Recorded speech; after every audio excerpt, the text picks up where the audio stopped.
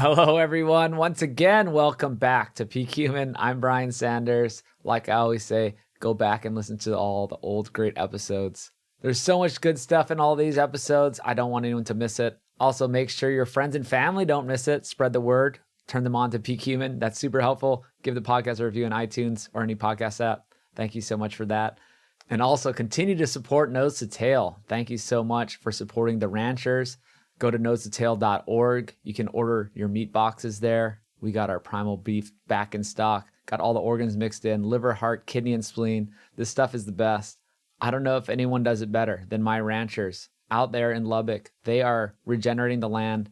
Their grandfather took the holistic management classes from Alan Savory 30 years ago, and they've been doing the holistic management regenerative practices where the land needs it the most, out in West Texas. This land needs to be regenerated. It has a great diversity of forages and different plant matter for the cows to eat. Super nutrient dense diet.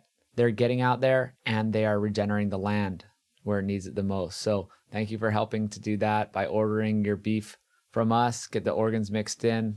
We have bison, the low poof of pork. Should be back in a few days.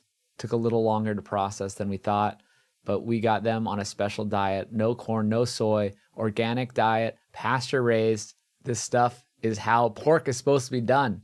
Pork is a health food if it's done correctly. So you can get that at nosetotale.org. Make your own box.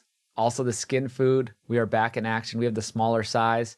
Get the big size, small size, try it out. Your skin just soaks it up. This is what your body needs. It needs animal fat. It doesn't want plant oils. It doesn't want chemicals. It doesn't want anything else the mainstream is offering. It wants nose to tail skin food. Or maybe some other people are doing it, but get your tallow on your skin. We also have the biltong. This is a great way to get your good protein on the go. Grass-fed meat, air-dried, no funny stuff, no chemical curing agents, no nitrates, no sugar, no nothing, just seasoning and vinegar and great meat. Soft and tender because it's air-dried slowly. And add on some seasonings, why not? Great seasonings. I use it every single day. Pretty much anything you can cook, we got a seasoning for you. So make a box, put them all together into one box. You can get free shipping on all the other stuff except for the fresh meat. For the fresh meat, we pay for half the shipping. It's super expensive to get it out to people, but it's worth it because other people aren't doing these practices like we're doing. Once again, that's at nosetotale.org. And so now to my guest, Chris Kresser, someone who I've been following for a long time. Chris Kresser is a globally renowned expert, clinician, and educator in the fields of functional medicine and ancestral health, and the New York Times bestselling author of The Paleo Cure and Unconventional Medicine. He was named one of the 100 most influential people in health and fitness by Greatest.com and has appeared as a featured guest on Dr. Oz, Time, The Atlantic, NPR, Fox and Friends, and other national media outlets. Chris recently launched Adapt Naturals, a supplement line designed to add back in what the modern world has crowded out and help people feel and perform their best. Chris co-founded and co-directed the California Center for Functional Medicine, one of the largest functional medicine clinics on the West Coast. Throughout his 15-year career, he has helped hundreds of patients reverse chronic disease and recover their health and vitality. He really is a great guy. We align on almost everything. He is famous for going on Joe Rogan a few times and having that crazy debate with James Wilkes. He got ambushed. It was really a sad situation. Paul Saladino and I did a podcast, 2.5 hours backing him up after that quote debate where he got attacked and basically James Wilkes used fighting tactics against him. And Chris is great. He just wasn't prepared for those kind of tactics, but he has great info. I've been using his site for years to look at things on my own or send people to. It's a great resource and he's doing lots of good in this world and has a good take on nutrition and diet and lifestyle and putting it all together, kind of like what I'm trying to do. So this is a fun episode. We talk about carnivore. We talk about nutrient density a lot because he's one of the big superheroes in the nutrient density world. So please enjoy this one. Go to nosetotale.org, make yourself a box, and go to sapien.org. Join the program. I never talk about this. Dr. Gary and I made a great program for people who want to change their life. If you're ready to actually make some changes, have some guidance, have some accountability, join the Sapien program. We make it super easy. We do it online. We have health coaches to help you along the way. You get one free health coaching session along with it. And we've had a lot of great success with people turning around their life. Sometimes you just need that guidance. You need to have a program. You need to have some accountability. We have a special offer on sapien.org for the program. Join the newsletter there. and enjoy this one with Chris Kresser. All right, everyone, we're live with Chris Kresser. How's it going? It's great, Brian. How are you? I'm good. I'm good. Where are you calling in from? I'm in Park City, Utah, and it's Awesome. snowing. It's snowing heavily right now. Actually, we've had a lot of snow in the past few days. It went from being fall to winter in pretty much overnight. Well, I'm in Austin, and that kind of happened. It's all over the place. It's 1 second it's hot, and the next second it's freezing. But Yeah. great to have you on. I was just telling you before we started talking that we met at Paleo FX before COVID. I got your book there. Since I somehow got into the VIP area, they were giving out the Unconventional Medicine. So I read that. It's great. And man, I've been following your work for years and years. So it's so great to see you. Yeah, it's great to be here. Thanks for having me on. Cool. Well, people probably have heard of you. I actually made a movie. I'm calling it a movie. It's a loose term for a movie because we made it in 3 weeks, called Game Changers Debunked. And we made a film the same length as their film and debunked it all. I know you debunked it. You went on Joe Rogan to debunk it. Then you had a debate with, what's the guy's name? James? No, not James. Yeah, Whatever that guy's name is. It's slipping my mind, actually. He like blocked out that whole thing. I just want to say that was so crazy that you kind of like got attacked on air and did a debate on Joe Rogan with the guy who made the film. And then Paul Saladino and I'm sure you know Dr. Paul Saladino, and I did a podcast, 2.5 hours, debunking that guy, James Wilkes, that's his name. James Wilkes, yeah, you got it. We debunked him debating you. So we had a 2.5 hour episode where we dug up all these studies and supported you. So, yeah. Yeah, I appreciated that. That was quite an experience, of course, and it wasn't really about the science or the evidence. It was just kind of ad hominem personal attack, and it is what it is. But I think the facts speak for themselves, and that's what most people care about. Exactly. Most people understood that he was just doing that. I mean, he's a fighter. He was using basically fighting tactics to attack you and trap you, and it wasn't about the science. So, man, sorry about that, but we're on to better things. And, we just talked about my film, Food Lies. So we're trying to make the actual science-based film that really debunks the game changers, not something I throw it on YouTube that's just trying to, rebut the stupid claims they make, but a good 6-part series that covers all this stuff. So just want to throw that out there. Most people know about that. But one of the big things that we cover is nutrient density. And I know you've covered that for many years. And maybe it's a place to start, really. What do you think is the biggest problem with food and our diet and just general health these days? Like what drives the needle the most? Yeah, it's a really good question. It's one I've been thinking about for 15 years now. Through my career treating hundreds of patients from all over the country and training thousands of healthcare practitioners through my training programs. That was like the $1 million question. How can I help people move the needle?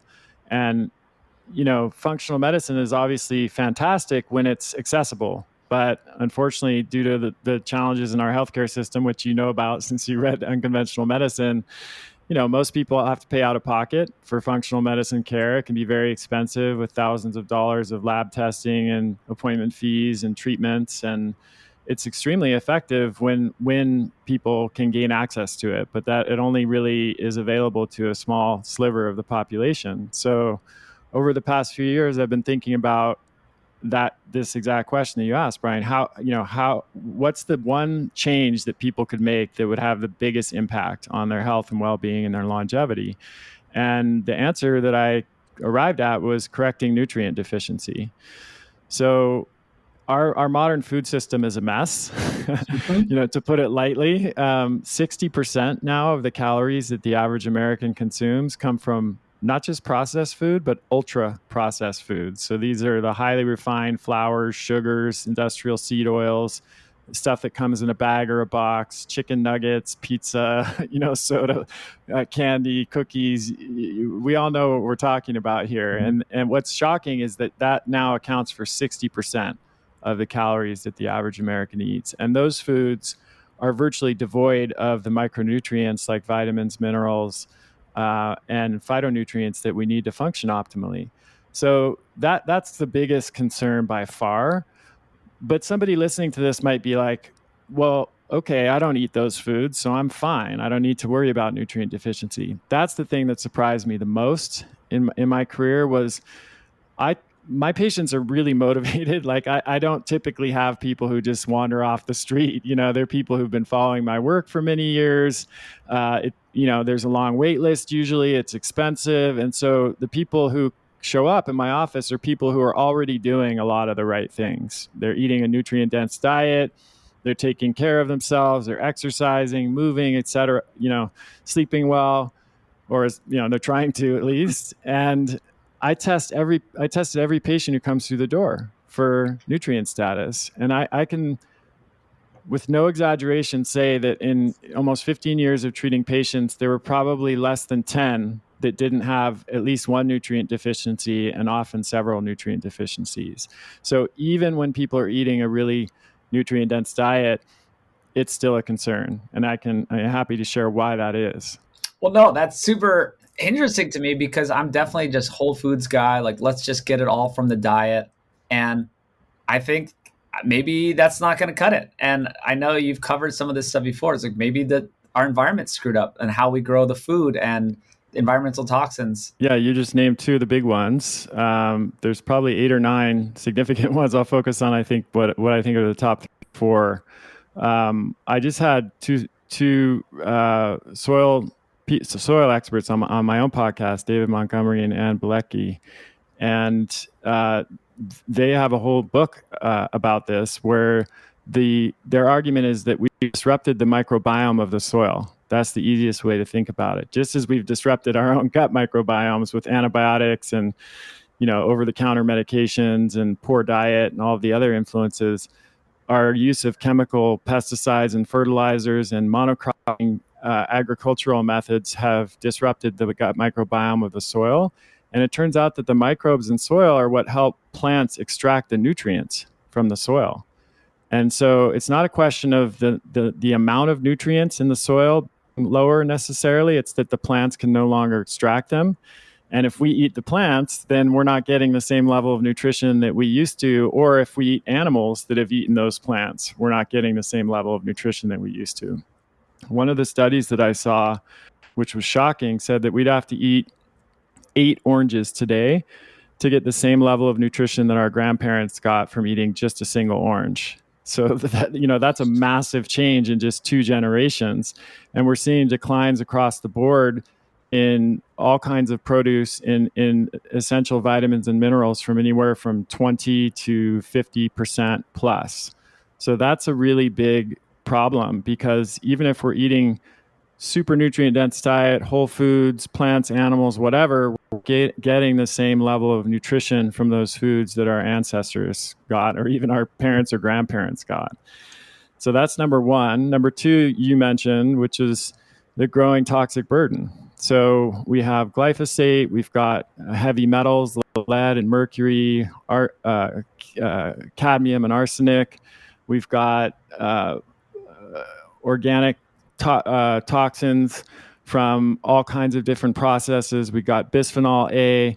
All of these have been shown in multiple studies to interfere with nutrient absorption. And in fact, some of the nutrients, like essential minerals, will bind to these toxins. And that's sort of good news, bad news. They try to bind, they bind to the toxins to try to protect us from the toxins, but that means we don't absorb those nutrients in the form that we can utilize them. So there's lots of studies that have shown that all of these toxins have reduced nutrient availability and absorption. Another issue is just the industrial food system. So for most of human history, we ate foods that were grown, within a 10-mile radius or 20-mile radius of where we lived. And Now, many of us are eating foods that travel thousands of miles, even from different continents before they hit our plate. And the reason that's problematic is that as soon as you harvest a plant, it immediately starts losing its nutrient value.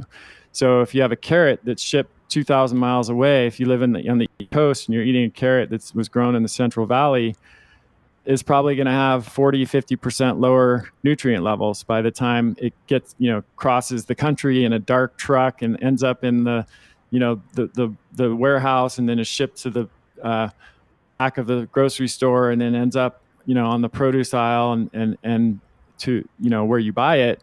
Then it's lost a lot of its nutrient value. And then the last one I'll mention is chronic disease. So chronic disease affects nutrient absorption nutrient levels in two ways. Number one, it increases the demand for nutrients. So this just kind of makes common sense. If your body's under stress, it actually needs more nutrition in order to deal with that challenge. And chronic disease is a stressor. It's something that puts stress on the body. The flip side of that is that chronic disease decreases nutrient availability. So I'll use vitamin D as an example. People who who are obese and have metabolic problems, it's been shown that they convert less sunlight to vitamin D in their skin considering a given amount of sun exposure compared to someone who's lean. They also absorb less vitamin D orally, whether they're taking supplements or eating foods with vitamin D. And there's studies that have shown that someone who's obese might need to take 10,000 IU of vitamin D to achieve the same blood level as someone who is lean, who might need to take 2,000 IU of vitamin D to maintain that blood level. So, these are just four of many reasons why nutrient availability has dropped so much, even when people are doing the right things. It's scary. It's crazy because you have seen these people that are really focused on it, and my crowd's really focused on it. And it's scary to me that maybe it's not good enough. And I've done some nutrient tests and I was pretty good, but it's still not perfect. It's crazy. Yeah. It's like I was low on sodium. I'm like, well, and I did 2 tests. Like I eat a lot of salt, but I don't know. It was also, I'm in Texas playing beach volleyball in the summer. So, maybe it's not what sweating. Yeah. It's not what people think. So do you think people can get it these days? Like if you shop locally, regeneratively, all that stuff? Yeah, it's hard, and there's so many factors that affect nutrient availability, some of which I just mentioned.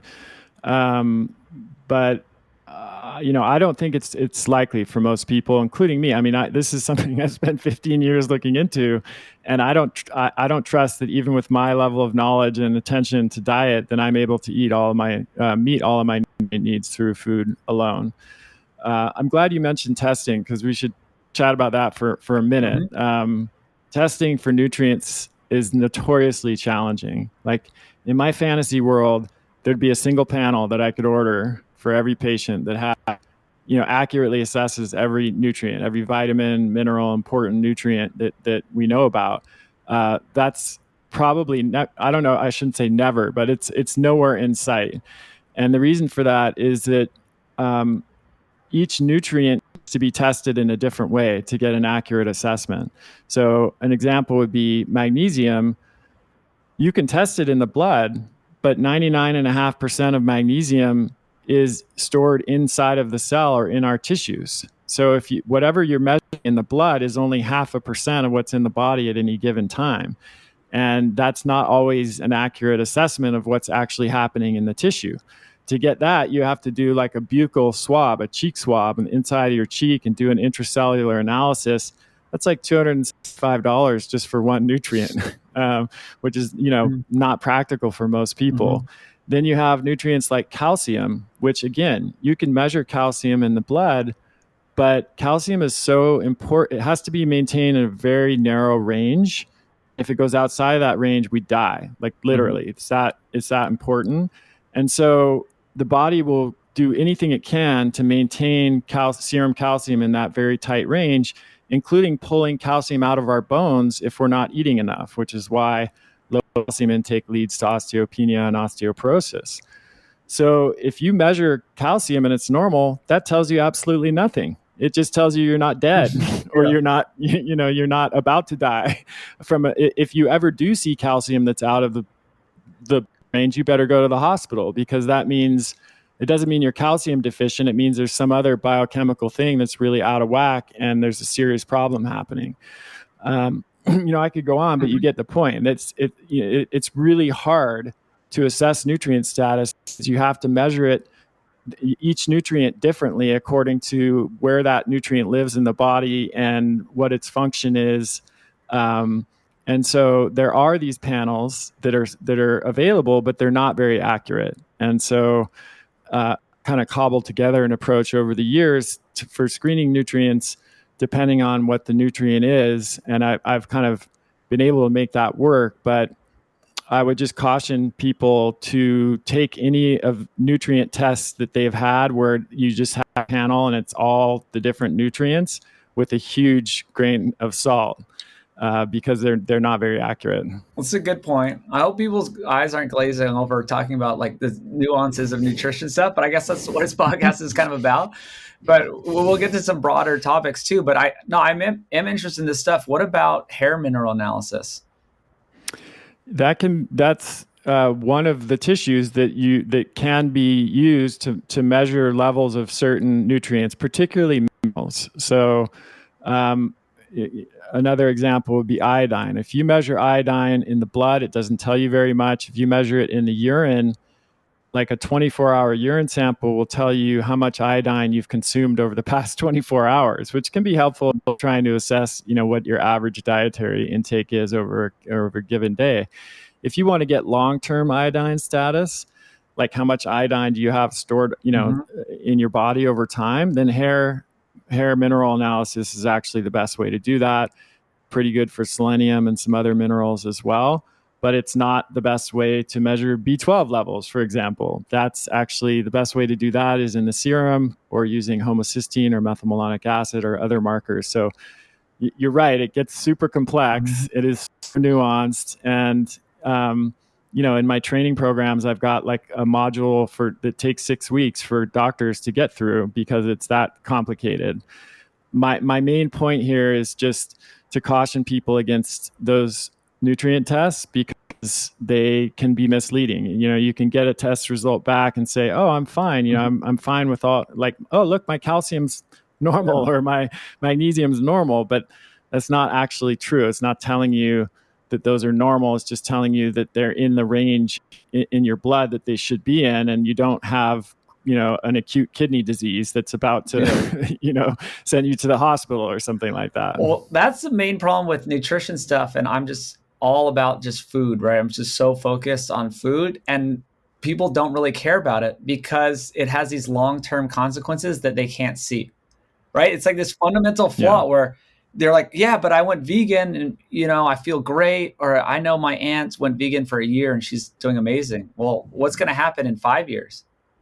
You know what I mean? Like your body can adjust and it gets minerals and all these other things and even protein to make up for it if you're not eating your diet, right? How can people, how long does some of this stuff take, and just even protein? I mean, it's a really good question. It's and I think I addressed this on one of my Rogan appearances. I can't remember which one it was, but when you mentioned someone going vegan and feeling better, the key question there is what were they switching from? If you're switching from a standard American diet of like processed and refined and fried foods and sugar and that, and then you switch to a vegan diet and you start eating a whole bunch of whole foods, then you're going to feel better almost for sure. But then the question of nutrient status will come into play, because nutrients that are very difficult to obtain on a plant-based diet, and you might be fine for a month, 3 months, 6 months, or even a year, but at some point those nutrient deficiencies will come into play unless someone's being really careful with supplementation. Well, yeah, I mean, that's the thing, but any diet, like you could say that even for carnivore. If we talk about diets in general, I think carnivore can be great for some people as like a intervention, and I don't know, what's the long term? Always, Brian, the answer is it depends, right? We both know people who are doing well on carnivore, and people who've had severe chronic illnesses that have been completely reversed by a carnivore diet. So I don't want to discount the power that approach can have. I've seen it firsthand with patients, and I never begrudge anybody. Like, if someone has a severe autoimmune disease, they've tried everything and nothing works, and they do a carnivore diet and feel better, that is awesome. I'm all for that. But I think one thing we have to be careful with is the observation that there are certain things that are very powerful in the short term as interventions for reversing disease and improving health that may still have long-term consequences. So the most kind of extreme example of this would be fasting. In the medical literature, there's a saying, fasting is the cure for all disease. It's also the cure for life if you do it long enough, right? It'll cure you of being alive. It'll keep you being alive. So I think everybody just sort of recognizes that fasting is powerful for reversing health issues, but it has a limit. And if you push it too far, there's some bad things that could happen. My sense is that's carnivore for many people. They can be incredibly powerful as a short-term intervention, but particularly if it's not done with great attention and care, making sure you're eating organ meats and getting, a whole balance of different kinds of nutrients, collagen-rich foods, not just eating muscle meats, like a lean New York steak, then it can be problematic. And I've definitely had patients who experienced that where they went on carnivore. It was amazing for the first few months. And then as soon, they've had a lot of trouble trying to expand their diet and add other foods back in. They started to experience nutrient deficiencies and other problems. I think if it's used properly and for a short term, it can be useful, but there are some concerns long term for me, at least. Yeah. And I'm just questioning, I have carnivores on that, we'll show the other side. I'm trying to just get all sides of this because I think I don't want it to end up like vegans. Like we just said, if you feel great in the beginning, right? Because it's what you're cutting out. The big thing is though, at least a carnivore diet has way more bioavailable nutrition, protein, all these things. A vegan diet, you're missing so many things, right? So it's like there's... I would definitely choose the carnivore over the vegan for that reason, because there's some essential nutrients that are really easy to go short on a plant-based diet, B12, calcium, zinc, iron. And those foods, it's not like those retinol, the active form of vitamin A, DHA, and long-chain omega-3 fats. Those are present in smaller amounts in some plant foods in some cases, but those foods often have things like oxalic acid or phytic acid that inhibit the absorption of those minerals. So for example, calcium, the bioavailability of calcium in spinach is only 5%. So spinach actually, if you just look at a food label, you'll see that spinach is a great source of calcium on paper. But when you eat that spinach, you're only absorbing 5% of what's listed as a serving size for calcium in spinach. Whereas with dairy products or like bone-in fish, like if you get canned bone-in salmon or something, the bioavailability of calcium there is going to be 55%. So it's like 6 to 7 times higher.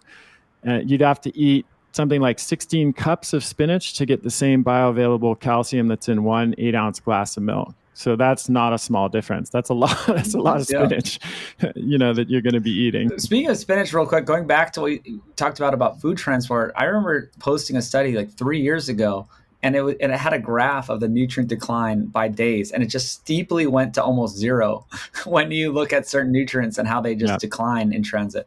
But anyway, spinach is a crazy one. Yeah, and because it's also that like. Not only is the whole transportation issue that we talked about is most people when they go to the store once a week, right? So then they come home, they put the spinach in the fridge, and then it sits there for another 5 days or whatever until they eat it. So there's more nutrient loss there. And like you said, by the time you actually eat it, the nutrient value is so much lower. And that just wasn't true for most of our history. If you think about the way that humans obtained food up until very recently, there wasn't even refrigeration. You couldn't keep spinach around for days and days after you picked it out of the ground. So people would eat vegetables that they harvested that same day, or maybe very recently, the day before, or they were culturing or fermenting vegetables in order to preserve them, and keep them from rotting. And that actually increases the nutrient bioavailability, that process of fermentation. So our ancestors were pretty smart. They knew how to get around some of these limitations. But today, because of some of the modern kind of innovations like refrigeration and distribution, being able to like eat basil that was grown in Guatemala, when you go out to a Vietnamese restaurant, that's amazing in some ways, but it's totally working against us when it comes to nutrient availability. It is. And I just stopped eating spinach altogether. Maybe that I just stopped eating leafy greens. Well, I think I got caught up in spinach and kale shakes and too many oxalates, and that's I think I had some oxalate problems. Do you deal with that a lot, actually? Yeah, I mean, I think for some people, too many oxalates can be problematic. This is an area where I diverge from the carnivores advocates. I don't think that eating plants, across the board is bad for us. And although I would agree that plants do have toxins in them, I'll come back to why I think that's not significant in most cases. But that's indisputable. Like any biologist, any plant scientist will tell you that yes, plants do have toxins in them. That's how they protect themselves in the natural world. They can't run away or fight like animals can, and so that's their defense mechanism. I don't think that's in dispute at all. What I would dispute is that eating small amounts of toxins in plants is harmful, and on the contrary, I think it's beneficial.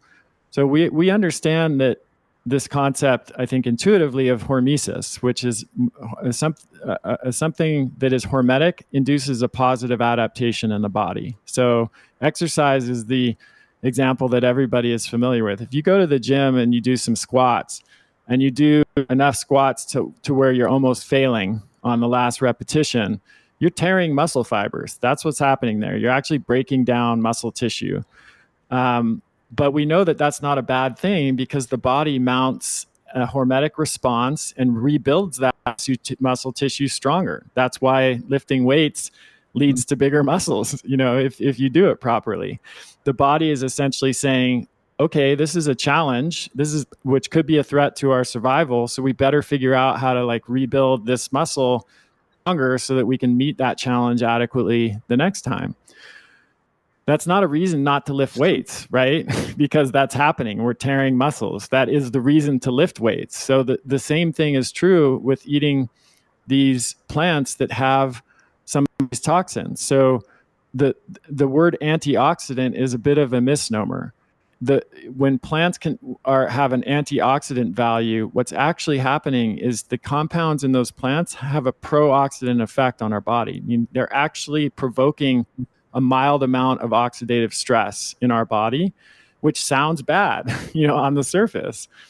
But what happens in our bodies then is, in the same way that we respond in a hormetic fashion to lifting weights or exercising, our bodies respond in a hormetic fashion to the introduction of that small amount of toxin in the plant food, and it upregulates our internal antioxidant defense system and makes it stronger.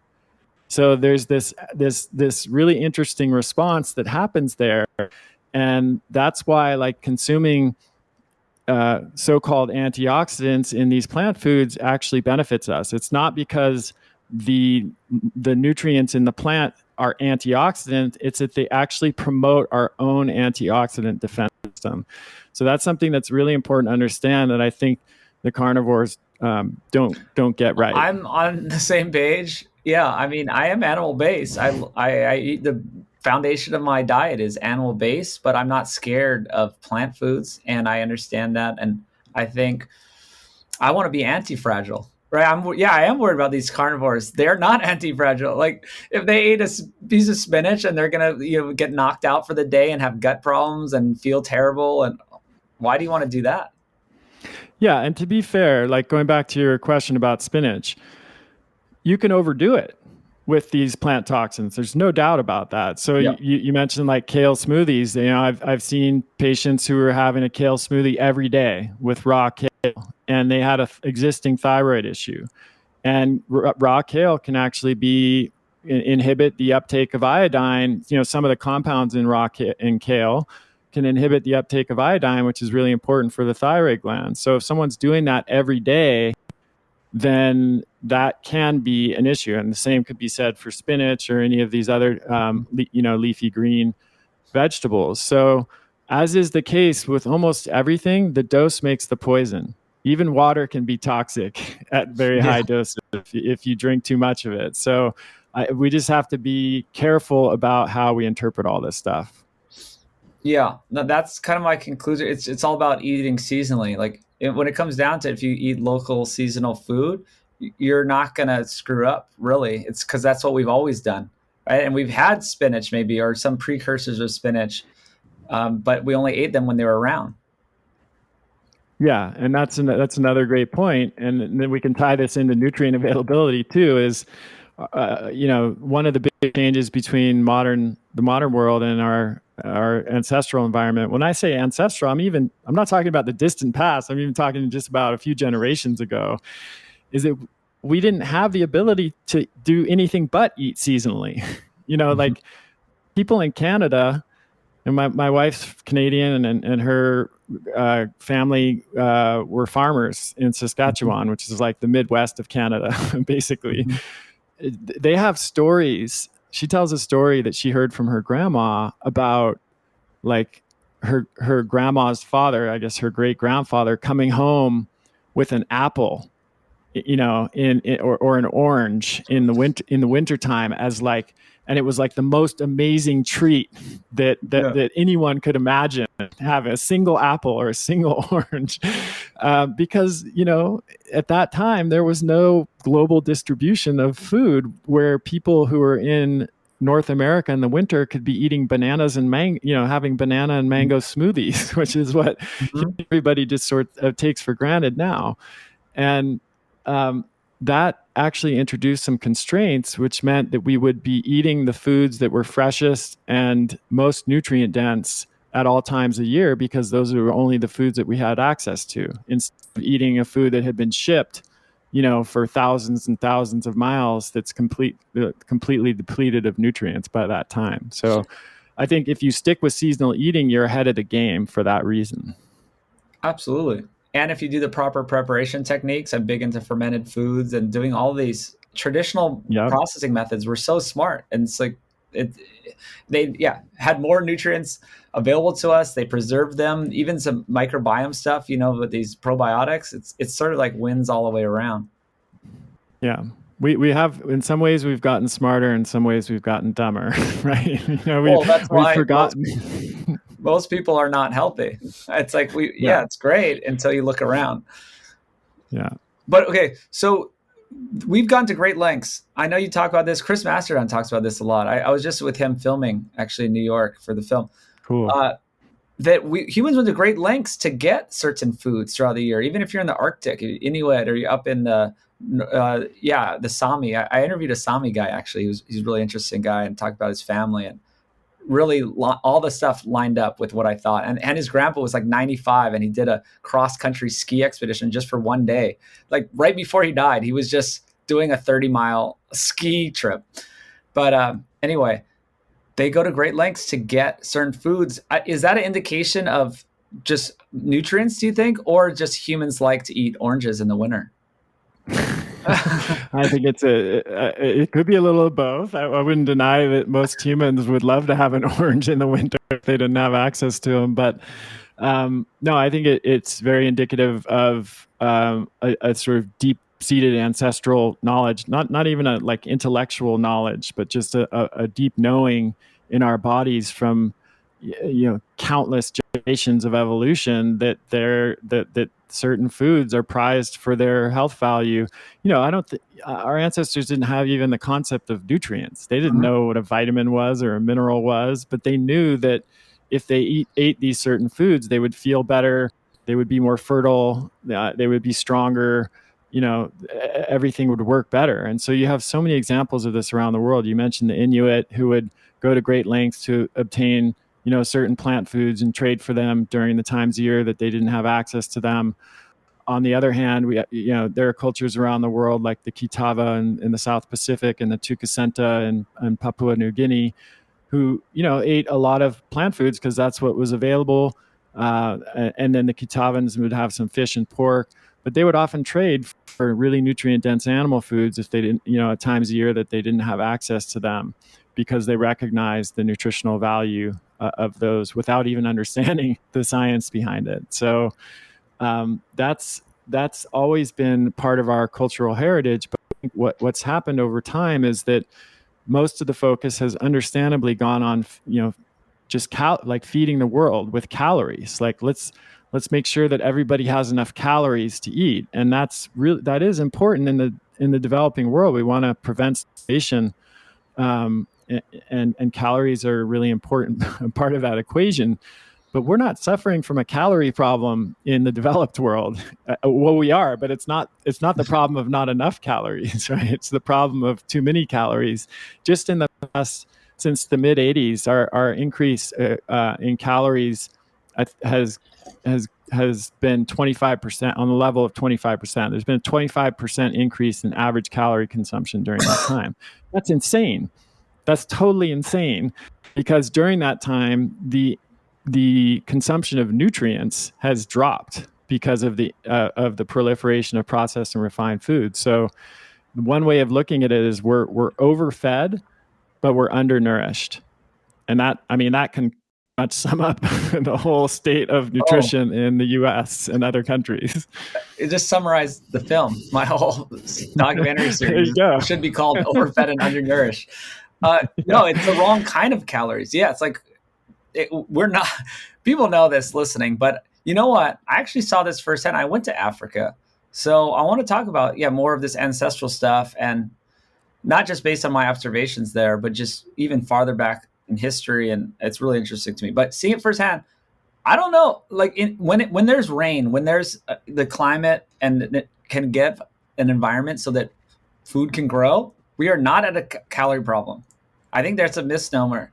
People just think, oh, it's Africa. They picture like a desert.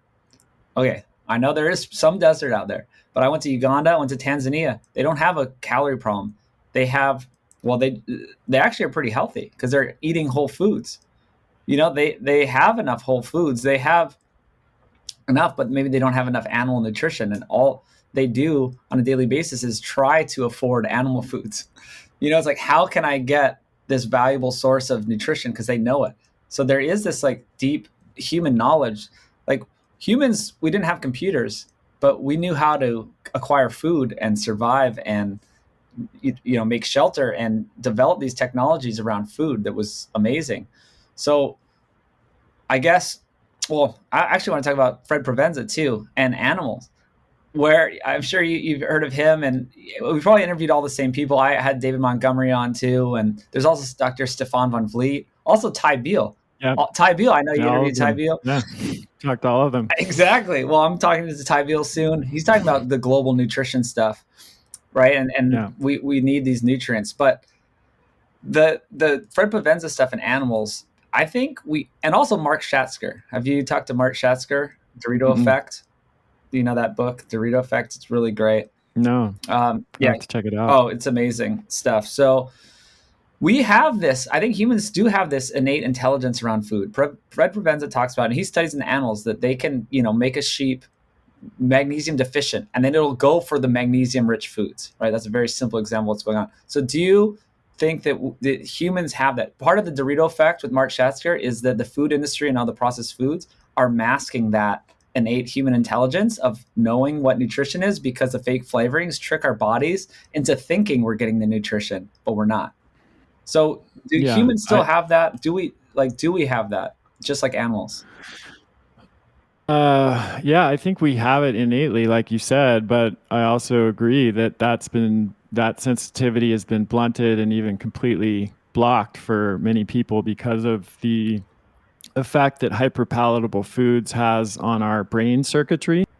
So we know, Stefan Guyenet, who is no, he retired as a scientist and he's, I think, working in the private sector now. But early on, he was really active in the ancestral Mhm. health field. And I had him on my show a few times, and he studied the neurobiology of weight regulation. So he's actually looking at the hypothalamus and the pituitary and the role that the brain plays in regulating food intake and weight.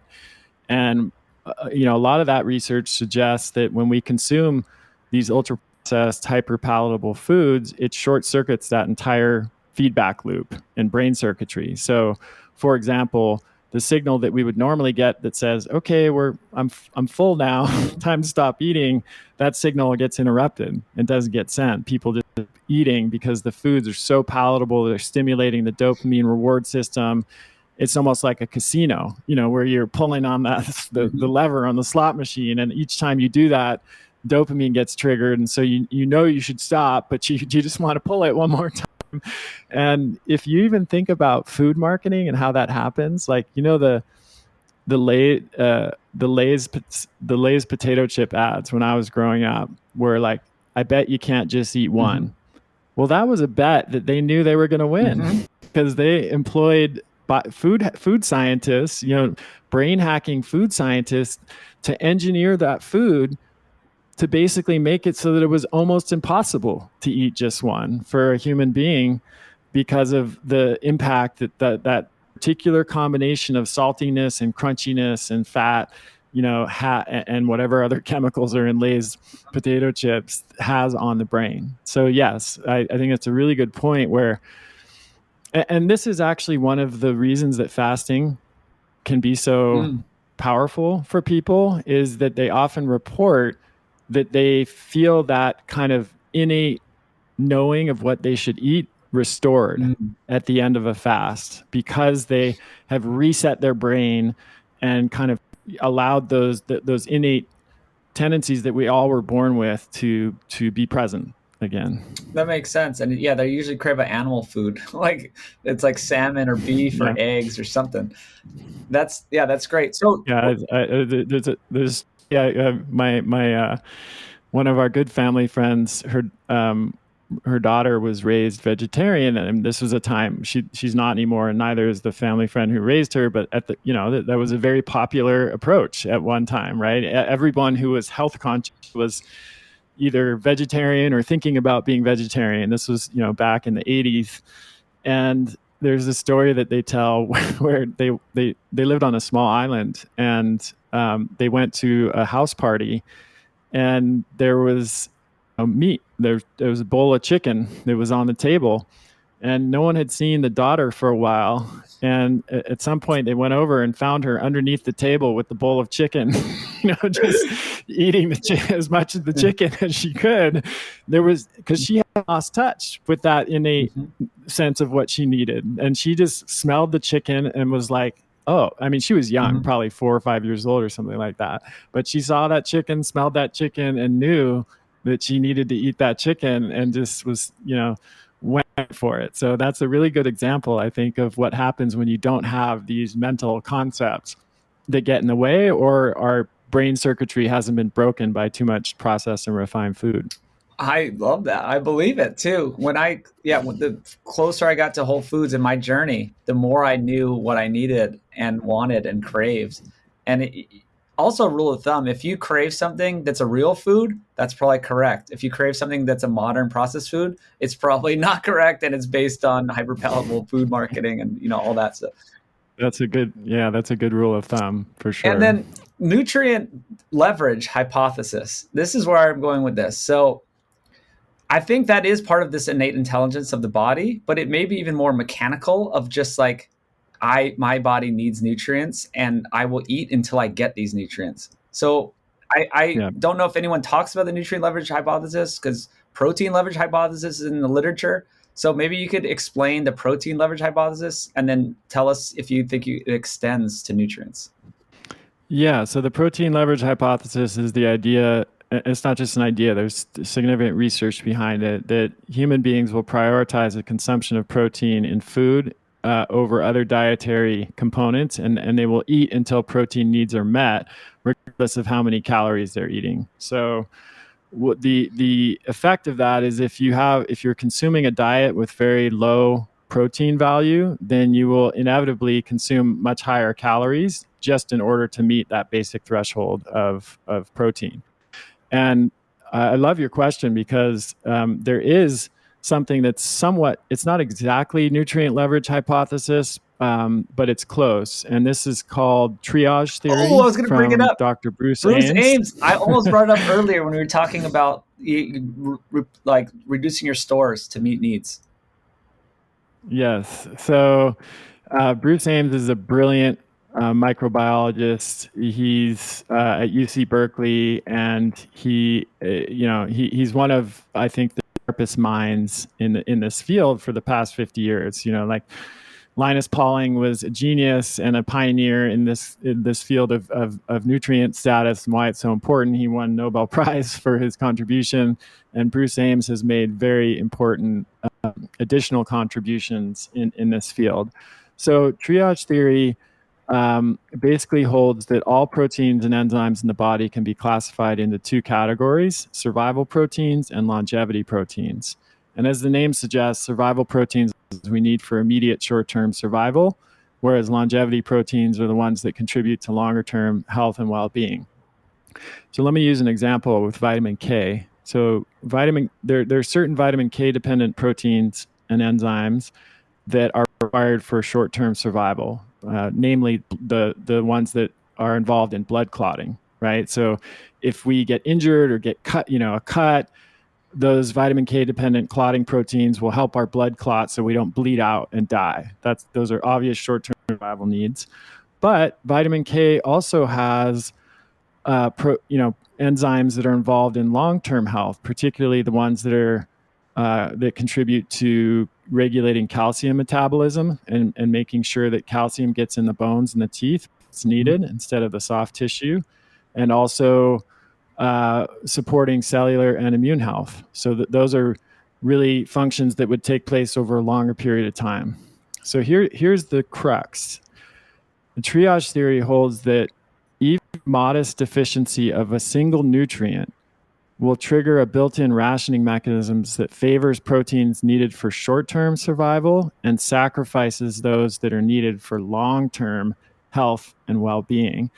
And the reason for that is that survival and longevity proteins compete for the same vitamins and minerals and phytonutrients. So if there's a shortage of a particular nutrient, the body will always prioritize what's needed for immediate short-term survival and sacrifice what is needed for long-term health and well-being.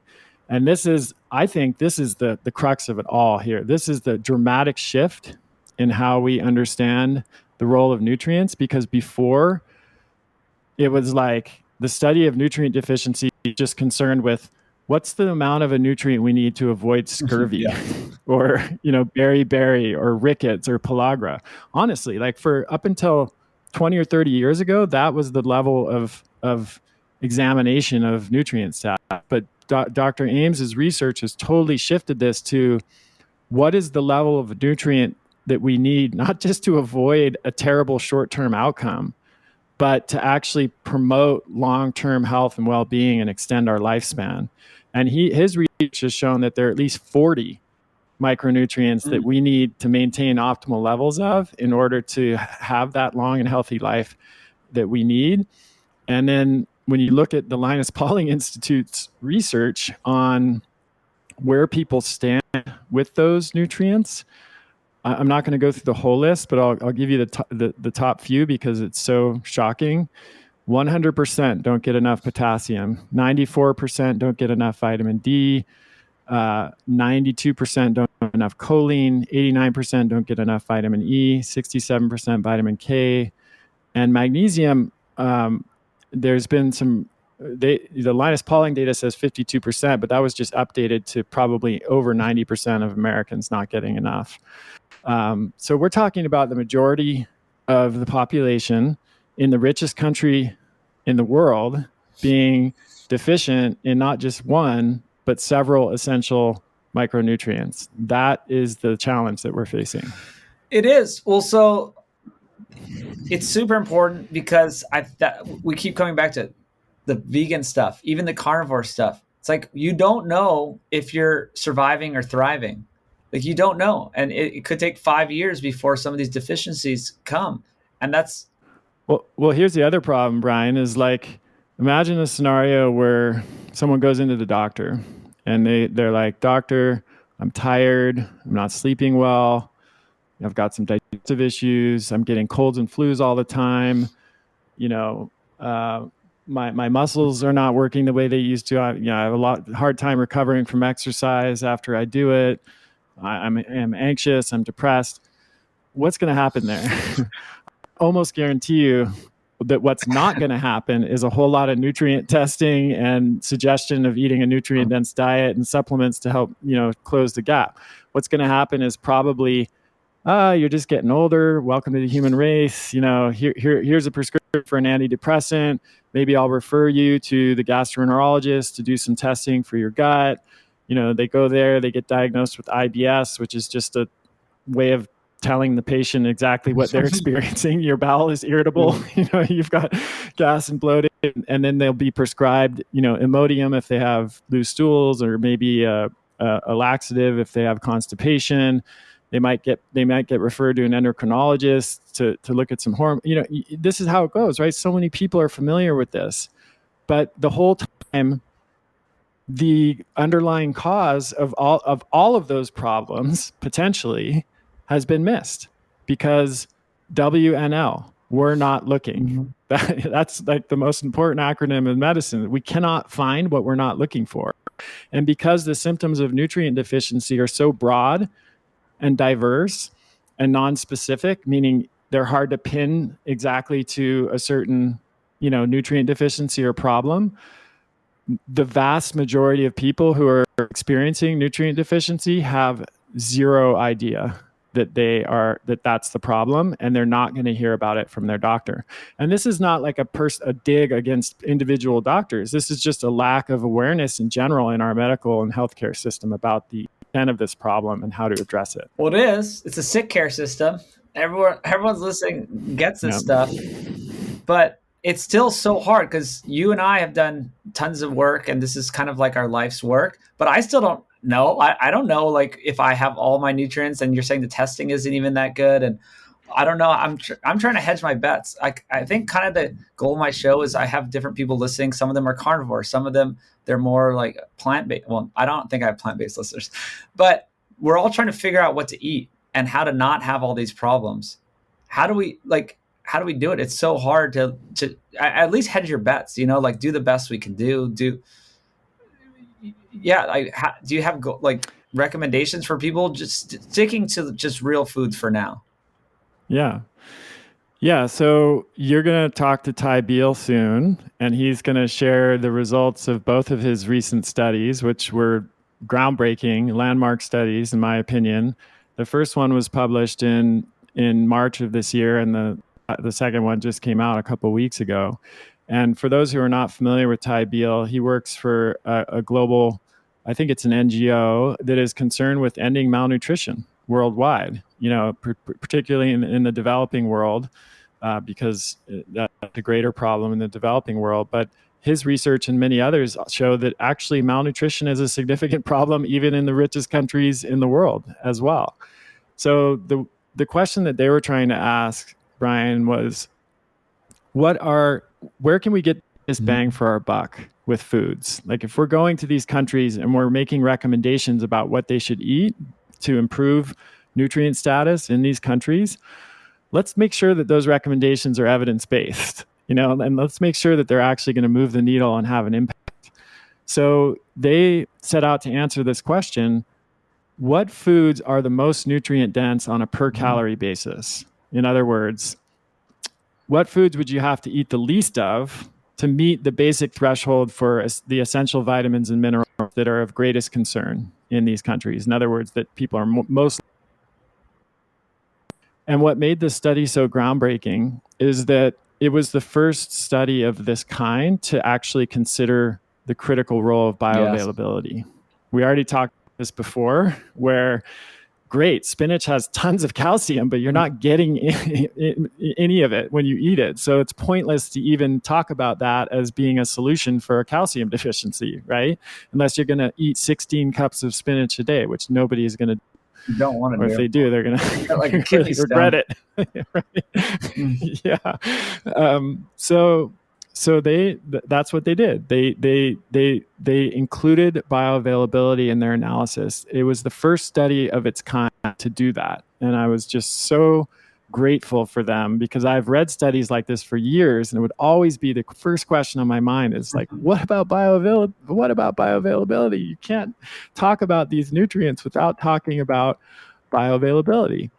I'm going to share the results of this study. And, I'm sure you'll talk to him at much more length about it. But again, on this nutrient density scale that I'm about to share, lower score is better, because the score indicates the number of calories of that given food you'd have to eat to meet the nutrient needs. So 4 of the top 7 foods were organ meats: liver, heart, kidney, or liver.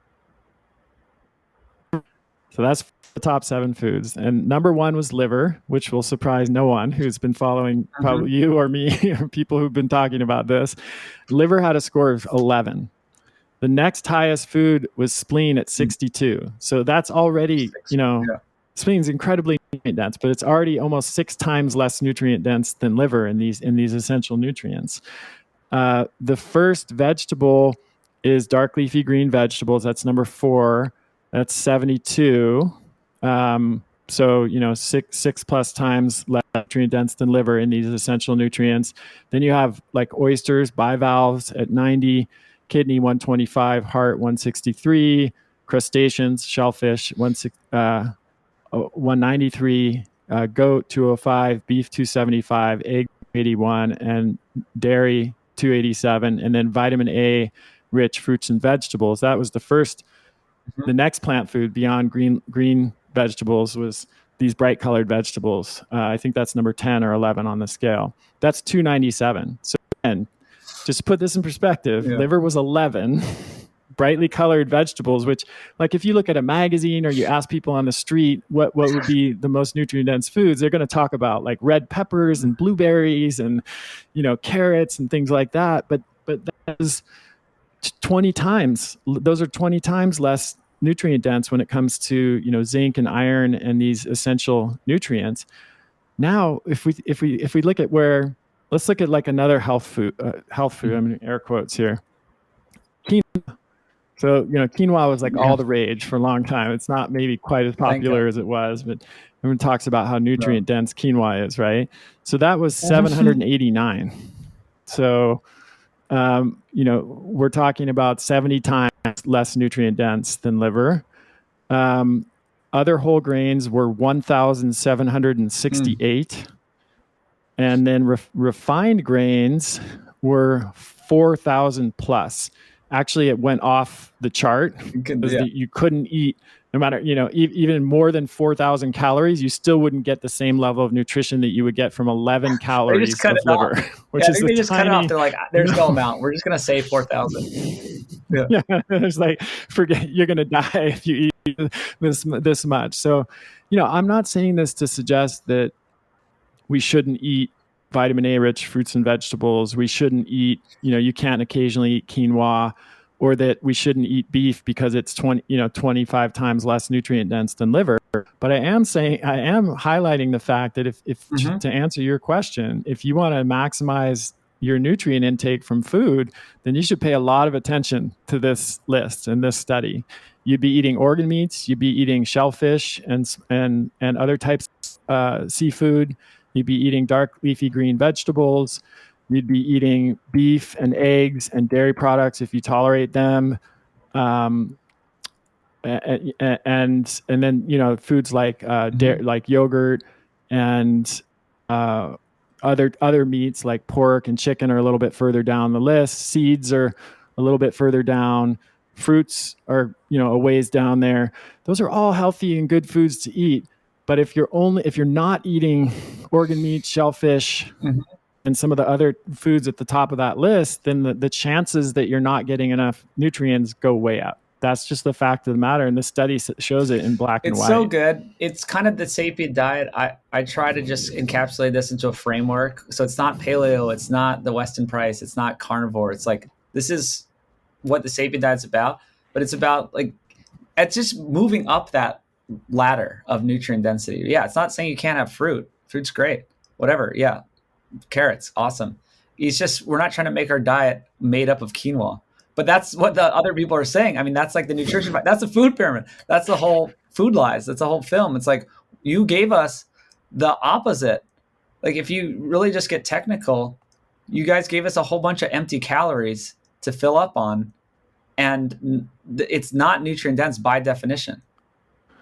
Well, just think about it this way. Like, I often do. You go into Whole Foods and you see a food magazine, and the food magazine's all about health and nutrition.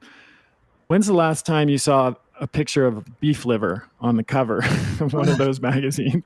Probably never, right? What you see is like a picture of bright colored vegetables and, a bowl of quinoa or blueberries or something like that. And again, there's nothing wrong with those foods, and they do have important phytonutrients, which I want to come back to in a moment to be totally clear and balanced about this. But you rarely will see a picture of liver or, even beef in the context of like what's a really healthy, nutrient dense diet. And that's because we've been brainwashed for so many years, for decades, really, to believe that those foods are unhealthy. And it's so deep in all of us that I think our just inherent reaction when we see like plant foods is, oh, healthy, that's healthy. And we see animal foods. That's why you don't see animal foods on the cover, even if people know that those are the healthiest foods to be eating from a nutrient density perspective. It hurts me. That's my whole goal. I'm just like an animal food advocate. I'm out there on Instagram every day just trying to let people know. It's crazy. It's crazy. Yeah. It's backwards, but I get it because I have a meat company. It's called Nose to Tail. Actually, we put all the organs in the ground beef so people can get them. Yeah. But what I don't do is make money. I don't make money because there is no profit margin. You should be selling quinoa. I should be selling a highly processed plant-based protein bar, right? If I wanted to make money, I would make processed foods. So I really understood it. Okay, that's how the world works. All the profit margin is in the highly processed foods, especially plant foods. You can't really process down meat. I mean, I have a beef jerky product. It's even harder to make money off a beef jerky product because we're getting it down into more like a lower weight form. We're getting the water out. Now it's even more harder to sell. It's more valuable per gram, basically. So, man, I understand how the world works now. Of course, they're making so much money off this. How is this all funded? And then also, I know you know about this stuff too. It's like how we even got here, and it's like lobbying and the food pyramid. Like, why was it made? And I don't know if you have like just a recap of that. Well, yeah, I mean, that's a whole nother 2-hour podcast at least, right? But it's I'll address that briefly, and I want to come back to phytonutrients because it's an area where I diverge a bit from the carnivore framework. I think. I don't think that there was like originally a nefarious cabal of people who were sitting in a room and saying, how are we going to like game the system and create this global conspiracy? I think it's more banal than that. It's like just there was a confluence of factors that led to meat and animal products being perceived as unhealthy, which involved political, social, economic, psychological factors, going way back, decades and decades, and also even like religious factors. There were some people who were very influential in the development of the original dietary guidelines in the U.S. who were part of a religion, felt that meat consumption was ungodly, essentially. Was because it would increase our carnal desires. That was the idea, that if you ate meat, you would just be like sexed up and out of control. Toxic masculinity. Toxic masculinity or femininity, was maybe even scarier to that group of people. And it's hard for people to imagine that kind of mentality influenced dietary guidelines, but it actually did. The first dietetics organization was was started by someone who was part of this religion. So it goes way back, and there are lots of different influences. But then what happened over time is whole industries got built around these beliefs and ideologies. And then once that is set in place, it's very difficult to reverse the tide because you have so many people that are profiting off of the status quo. And one of my favorite quotes comes from Upton Sinclair. He said, "It's difficult to get a man to understand something when his salary is dependent on him not understanding it." Yeah. So once again, that sums it up, right? Like that's pretty straightforward. Well, yes, I'm doing a whole film about it. It's all I talk about. But yeah, let's get to the phytonutrient stuff that you wanted to talk about. Yeah. So all of the data that I just shared about nutrient density from Ty Beal's study and from other studies, I want to be clear that what we're being measured in those studies are essential nutrients. And the term essential has a particular definition in the scientific context. It means nutrients that human beings need to survive that we cannot produce on our own inside of our bodies. We have to obtain them from the diet or from supplements in the modern world. So those are things like calcium and iron and zinc, all the vitamins and minerals that we've heard of. Phytonutrients are a different category. So these are foods that, as you would surmise based on the term phytonutrient, phyto meaning plant, these are nutrients that are not essential to our survival, meaning we can survive without them as far as we know, but I would argue that over the last 30 or 40 years, there is an overwhelming amount of evidence that suggests that these nutrients can be extremely beneficial for our health when they're consumed in appropriate amounts. So these are things like carotenoids, diallyl sulfides, polyphenols, flavonoids, lignans, sterols and stanols, isothiocyanates and indoles, and then fiber, which doesn't really help us particularly, like as a human organism, but it feeds the beneficial bacteria in our gut. At least the right types of fiber do, and that can have profoundly beneficial impacts on our health. So I know that the carnivores disagree with most of what I just said. I explained my perspective earlier about why plant foods and nutrients are beneficial, even if they do contain low levels of toxins. And I think the decades of research speak for itself when it comes to. Well, yeah.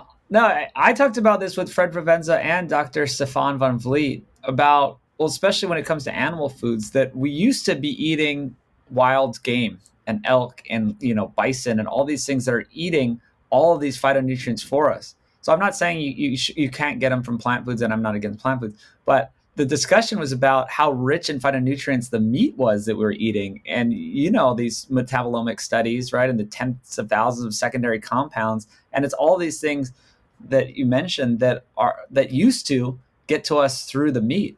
And so I was thinking, like, hey, what if maybe that is why people who eat more plants are more healthy in today's world? For one, I think it's what they're not eating, right? It's crowding out the junk food and the processed food. So of course, that's probably the biggest reason, but maybe it's because we used to get super phytonutrient rich meat and now we don't. You get feedlot meat, which they're studying that's lower in all these secondary compounds. And maybe that's a big thing that's going on. Yeah, I think that's entirely possible. And, I just also want to emphasize here there's a lot of individual variation, right? So, and I know you talk about this, and you'll I'm sure cover this in your film. You go to different parts of the world, there's a big variation in the percentage of almost every culture we've ever discovered. I think every culture. I'm not aware of one culture that exclusively and 100% eats animal foods, and I'm not aware of any culture that's ever been discovered that 100% exclusively consume plant foods. Every example of every traditional culture that was still eating their typical diet ate some combination of plant and animal foods. And that in and of itself isn't necessarily the reason that we should too, but it prevents a pretty strong burden of proof, for anyone who's advocating a 100% animal food diet or a 100% plant food diet, to show up why that was not a behavior that was preserved in an evolutionary context, if it ever even happened. So, but within that, if you say, everyone ate a combination of plant and animal foods, there's a huge variation from place to place. So you go into the Arctic and the Inuit at certain times of year, especially when everything is covered by snow and ice, they're eating mostly animal foods, not because they wouldn't love to have a blueberry or someone airdrop an orange, like you said, at that time of year, but they don't have access to it. And there's no, big tractor trailer showing up on their doorstep with produce at that time of year. But in the summer, they do eat plant foods when they have access to them, or they'll trade for them sometimes in the winter. On the other end of the spectrum, you've got, like I said, Lucasenta and Papua New Guinea, who get almost 95% of their calories from a single food, which is sweet potatoes. And the animal foods that they eat are mostly insects and larvae that are present on the sweet potatoes, which is not very nice to think about. But they'll trade for animal foods when they can. So, and both of those cultures were pretty healthy. So it just goes to show that. And I've seen this just even in my patient population. I have people who are eating primarily carnivorous diet and who use dark leafy, sprinkle in some dark leafy greens and some other, maybe bright vegetables or occasional fruits, berries, and things like that. And they're thriving. And then I've got people who are eating, I haven't figured out a word for this approach yet. You can help in your food. It's like a vegetarian or vegan plus organs and shellfish. Because if you look at the chart, those are so incredibly nutrient dense that you could get by just eating a few servings of organ meats and shellfish a week and the rest plants, and you would probably be better off than someone who's eating almost exclusively like lean muscle meats, like boneless, skinless chicken breasts and New York steak and things like that, which is kind of shocking maybe for people to hear from me, but it's true. It's amazing. And it's actually showing the benefits of animal food. Some people, it's like, oh, well, it's a plant-based diet. I'm like, no, animal foods are so powerful that you only need a small amount of them, the nutrient dense ones, that's doing all the heavy lifting of your whole diet. You're getting the core of your nutrition. So I like to make fun of the people. I interview people or just come across people and they're like, oh, well, I'm mostly plant-based, but I eat. Yeah, they do eat that, but I eat oysters. I'm like, you're animal-based for your most important nutrients. Right. Exactly. So, I mean, that should be tremendously freeing, right? Like there's this huge template that you can play with depending on what your preferences are, what you like to eat, where you live, what you have access to seasonally, your budget, etc. Need to be like super rigid about this. But people do need to understand where they're going to get the biggest bang for their buck. And that's, what we've been discussing here. I love it. Well, are you come across these height studies? Because it's really interesting to me. I bring it up a lot on the show. I always like to get people's opinions. There's one called 105 countries and correlates to male height. There's another one, they updated it, 150 countries. I think it's Grassberger is the main author, Swedish guy team. And it's super interesting because it goes back to the thrive or survive question. And it's like, yes, you can survive on a whole bunch of plant foods and sweet potatoes and get a few little bugs and a few little fish, but are you thriving? And with this study, you can see very linearly as you go away from the equator, they have more animal foods and they're all taller. Who are the tallest people? The Swedes, right? These people up north are eating the most animal foods. I went to the Maasai in Tanzania, super tall, super healthy, wide jaws, amazing teeth, all the good stuff that you know about. They're eating blood and milk and meat. So I'm just always saying survive or thrive. What do you think about this height? Have you seen this height study? And then what do you think about? Yeah, I definitely have. I think height is actually a pretty good proxy for overall nutrient status. It's a quick way to assess that. And yeah, is it the end all be all? No. Of course, we know there are other factors that can affect height during development that aren't related to nutrient status, but it's kind of like hemoglobin A1C as a marker, as a quick way of getting a sense of the population level of blood sugar. It's, height is a good proxy for nutrient status. And I fully agree with what you were saying, like the difference between surviving and thriving. Like most people who are listening to this show are not just looking to survive. They're not just looking to avoid scurvy and rickets. They are not just looking to even to prevent disease. Like, yes, preventing disease should always be a goal. And we're not doing a good job of it because 6 in 10 Americans have a chronic disease. But I think most people want more out of life than just that, than not having a disease and not having, having a serious acute nutrient deficiency syndrome. We want to feel and perform our best. We want to live the life that we want to be able to live. We want to be at our grandchildren's weddings and, and be active and healthy well into our older years. And in order to do that, you got to up the game. It's got to be about more than just like getting by and just getting a minimum level of nutrients to avoid, a really serious outcome in the short term. So I'm 100% on board with that. Well, yeah, and they correlated with the high quality proteins, they call them, which are basically just animal proteins. So it's very linear. If you look at the graph, it's like one of the R value is it's every dot is right on the line almost, which is the more. Yeah, it's almost like you made it. You don't see correlations that strong very often. And when it comes to nutritional epidemiology, exactly. That's for sure. It usually looks like a Jackson Pollock painting, It's just like splatters of paint all over the chart. Definitely. And well, then I asked, like, and this is at a population level too. We're not just talking about at an individual level. Of course, there's so many things, right? People are just like, oh, but I eat a lot of meat and I'm short. When I post stuff like that, I'm like, okay, that's not what we're talking about. But how do you even think that different genetics get predetermined for height? You know what I mean? It's like over centuries. Do you think the diet of you and what's available to you determines your genetics?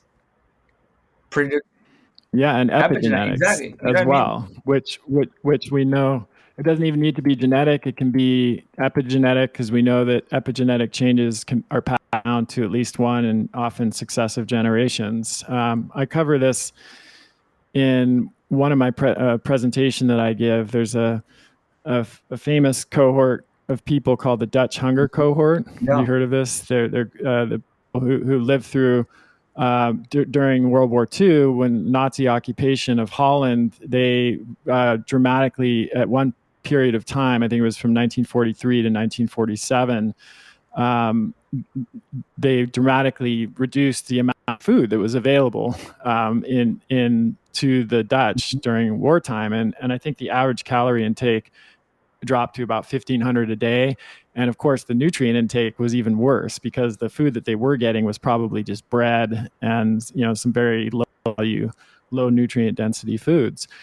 And scientists followed the health of children that were born during that period of time. And they've looked at all kinds of tissue and blood samples, testing of their heart, lung, kidneys, a whole range of markers.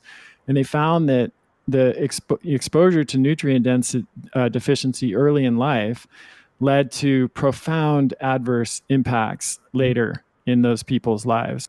Everything from dramatically increased risk of chronic degenerative diseases to dramatically shortened lifespan, to, a much higher risk of obesity because their bodies were essentially pre-programmed to hold on to any calories that they could possibly get, because they were starved of calories in utero. And so those people became obese, they developed diabetes, they developed all of these diseases at a much higher rate. And I think that's powerful evidence for the role that nutrients play, not only in our own health, but even actually could affect our children and grandchildren's health. Because that's what they found, is that even the kids of these people who lived through this period and their grandkids are still suffering from some of those effects. Well, that's why I'm so scared about these vegan diets. And you see the kids that grow up. I mean, there's even deaths from it, but we don't know how long it's going to take, right? The vegan parents, and then they're like, "Oh, my child's fine." I'm like, "Well, they have no teeth." Like, we know a person from Hawaii, and then we saw their like kid has no teeth. They're like falling out. Not that they never developed teeth. They're just falling out because of these nutrient deficiencies. Like, at least that has been seen. What about these long-term consequences of this stuff? And it's kind of what this big experiment is with modern processed food. We're in this big experiment of we're in kind of the second or third generation of it. Yeah, it's a big experiment. I think that's the way to look at it. And we already have early results that are not promising, based on all of the research that links nutrient deficiency with. I've never seen a chronic disease of any significance that we know that anyone would recognize that's not linked with nutrient deficiency. And of course, that doesn't mean that that's the only cause. I'm not being Pollyanna here and suggesting that we're going to solve all the world's problems just by restoring nutrient values. But I actually think we can solve a lot of the problems. If we apply the 80-20 rule, where 20% of the effort gets 80% of the results, I think restoring optimal nutrient levels definitely fits with that Pareto principle of 80-20. Is if we think about one intervention that could actually affect numerous different outcomes, that's the one that makes the most sense to me, is nutrient density. And I know you're on the same page with that, because you've pretty much devoted your entire life to getting this message out there. That's it. It all comes down to nutrient density. It's just super boring topic. Like, if you talk about that at a dinner party with random folks, they'll just tune out. Right? They'll just be like, all right, well, whatever. Well, it's okay. To end this podcast, how do we make it accessible to people? Like, what are the practical things they could do? What are the foods? I mean, I guess we've listed a lot of foods, but how do you formulate a diet for just general, like 80-20? Like, we have this avatar, Joe Cheeto, that we're making the film for. Joe Cheeto is in Ohio. He's eating Cheetos and Mountain Dew, watching Netflix, and then he sees the Food Lies series. He's like, oh, what do you tell him? Well, I mean, we went through it pretty well, I think, with the Ty Beal study. But if you go to my website and search for, or if you go to Google and search for Chris Kresser nutrient density, I have a whole article it's probably 3,500 words that just breaks this down in lots of detail, but also just makes it super easy and accessible to dial in. And there's an ebook as well, a free ebook on optimizing your nutrient density that's a bit longer and has even more practical tips and background. So that's generally what I would suggest. Organ meat, shellfish, dark leafy greens, other animal products, eggs, dairy products if you tolerate them well, fermented foods, maybe sea vegetables if you have access to them and can digest them. They're a rich source of iodine, which is not represented very well in a lot of other places in the diet. Fruits and vegetables, nuts and seeds. And if you're going to occasionally eat quinoa, that's absolutely fine, or any other grain, but those should not be the foundational pillars of your own personal food pyramid. When you look at the food pyramid in the US, meat's at the top, and then whole grains are at the bottom. We need to turn that thing upside down, right? That's basically what you do as a starting place. Well, absolutely. And we were talking about disease and all this stuff, but really just overweight, obesity. Most people would like to lose a few pounds. And how you do that is up your nutrient density. It's almost just simple math. I mean, I'd love to get into all the details, which we didn't get into today. There's the gut microbiome, and there's insulin, and all these other things that factor in when you're talking about why people gain weight and just health. But mathematically, it's the nutrient leverage hypothesis. If you're eating foods low in protein and nutrients, then you're going to have to overeat them to satisfy your body's needs. And that's what everyone's doing. Like, exactly. Do you think that's like the simplest since 1980? What went wrong? Overfed but undernourished. It's just that math, pretty much sums it up. Yeah, it's just math. It's very simple. Yeah, it's simple. So but then the other thing that's important to understand, and we've touched on this a couple of times, is that is absolutely the foundation that we all need, and this is is it can be a little depressing, but it's true, and we shouldn't run away from it because we don't like what the science says. Even when you do that, in the modern world, it may not be enough to get the optimal level of nutrition because of all of the challenges that we talked about before. So that's where smart supplementation can help close the gap. And that's why, like over the past 10, 15 years, I've been mostly functional medicine clinician, training other doctors in functional medicine, training health coaches, and I'm really proud of what I've accomplished there. But I got to a point where I realized this is amazing, but very few people are going to be able to access all of this stuff because, just like we talked about, most people can't afford to see a functional medicine provider outside of the insurance system. So I wanted to think of like, what's a way that I could help people to dramatically improve their health that's low hanging fruit, that doesn't require, seeing a celebrity functional medicine doctor and thousands of dollars of lab testing. And it's accessible to the majority of people, but would have a profound impact. And that is supplements that could be layered on top of, I need to emphasize this, layered on top of a healthy, nutrient-dense diet. If we go back to the pyramid, it's like nutrient-dense foods down here and supplements are at the very top. It's not, you cannot supplement yourself out of a bad diet. That's just want to be 100% clear about that. But if you add them on top of an already nutrient-dense whole foods diet, that's where you really start to see incredible gains and improvements across the board when it, whether you're talking about preventing and reversing disease or just optimizing your performance or extending your health span. And so that's what I did 3 months ago. We launched it. It's a daily stack of 5 products, all designed with nutrient density and, optimal bioavailability. And, I've designed the ratios of all the nutrients to mimic and reflect what we would get from an ancestral diet. There's an organ supplement there, it's all there. But the whole idea was set it and forget. Like, just take these things, don't think about it, and live your life, because that's what, I don't want to spend hours a day trying to figure this stuff out. I just want to live my life and feel good. That's interesting. It's kind of like the hedging the bets thing that I was talking about earlier. It's like you can just assume you're probably deficient in some things. And you're probably right. You probably are. Yeah, exactly. And it's also like, this might surprise people hearing this from me as a functional medicine clinician. Like, I've spent my whole life with the fundamental my whole career with the fundamental principle of the key to preventing and reversing disease is getting to the root cause, right? I still believe that. I still think that that's really true.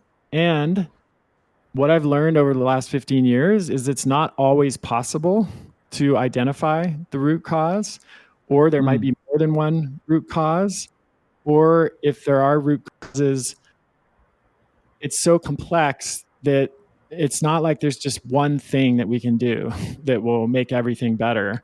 From a functional medicine perspective, like, oh, it's SIBO, and SIBO is causing all the problems, so we address SIBO, then everything else gets better.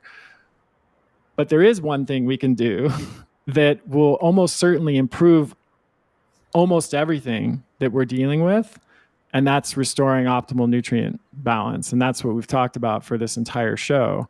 And so I'm not, it's panacea. I'm not saying that if you eat a nutrient-dense diet and take these supplements, you're going to be like, all your dreams will come true. Everything will be better. But I am saying that we got enough research to suggest that nutrient deficiency is correlated with just about every condition people who are listening to this are experiencing.